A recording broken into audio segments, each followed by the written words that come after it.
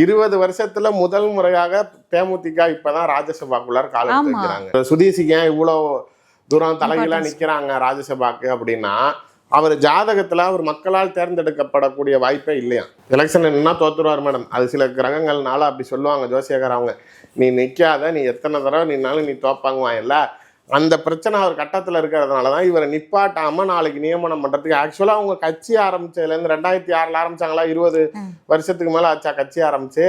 20 வருஷத்துல முதல் முறையாக தேமுதிக இப்பதான் ராஜ்யசபாக்குள்ளார கால் எடுத்து வைக்கிறாங்க. முதல் முறையா இப்பதான் திமுகவோட கூட்டணி வைக்கிறீங்க.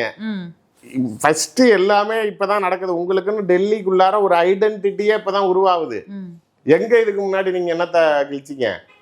நாளைக்கு அதான் சொல்றேன்ல, தேமுதிகவை பொறுத்த வரைக்கும் அவங்க இவங்க எம்எல்ஏக்கு நிக்கிறாங்களாம். கட்சி ரீதியா பாத்தீங்கன்னா கூட இந்த அம்மா பொதுச் செயலாளரு, நாளைக்கு விஜய் பிரபாகர் இளைஞரணி செயலாளரு, இவங்க எல்கே சுதீஷ் பொருளாளர்.